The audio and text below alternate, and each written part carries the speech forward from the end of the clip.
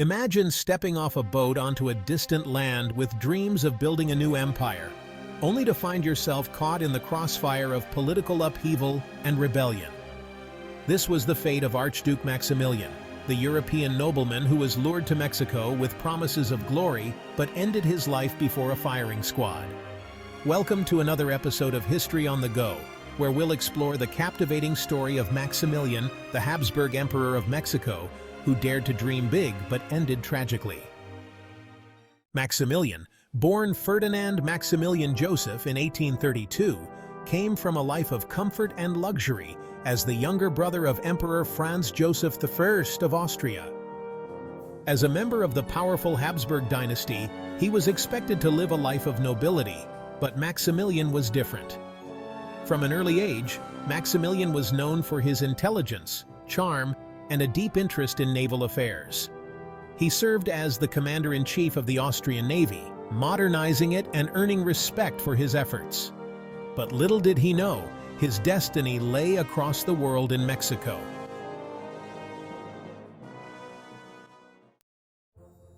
Maximilian's early life in Austria set the stage for his character. Unlike many in his class, he was a lover of nature, a patron of the arts, and a progressive thinker. He married Princess Charlotte of Belgium, known as Carlota, a woman who shared his intellectual curiosity and supported his ambitions. Together, they seemed destined for something extraordinary.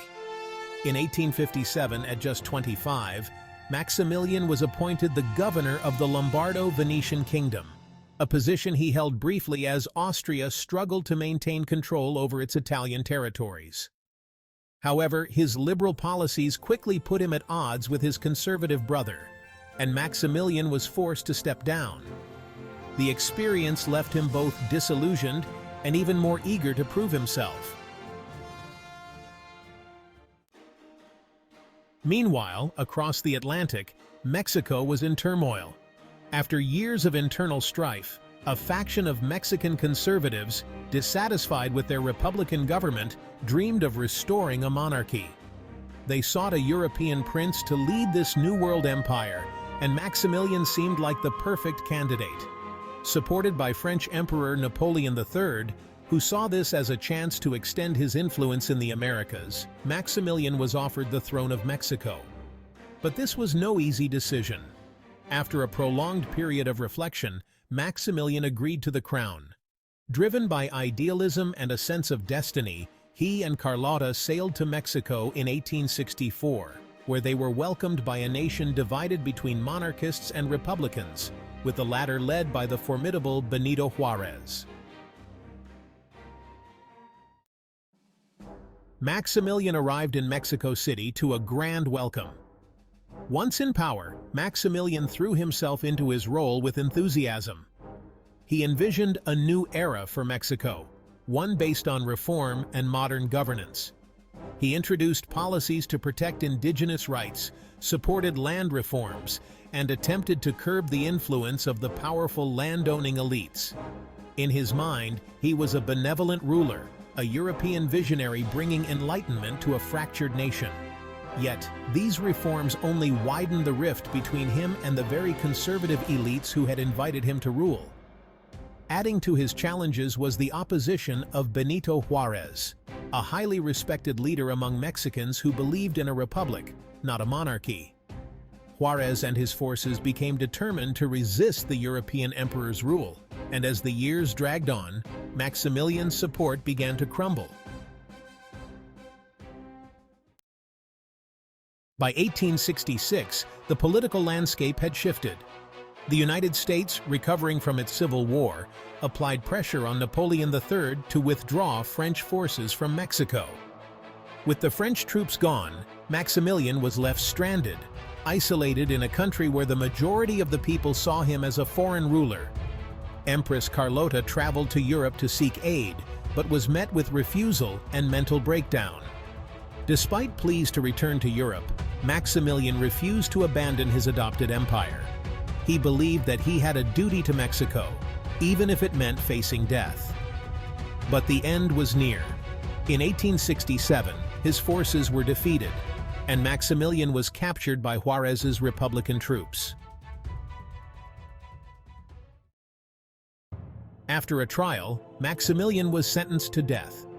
Despite international pleas for mercy, Juarez stood firm, believing that Maximilian's death would finally secure the Republican cause in Mexico.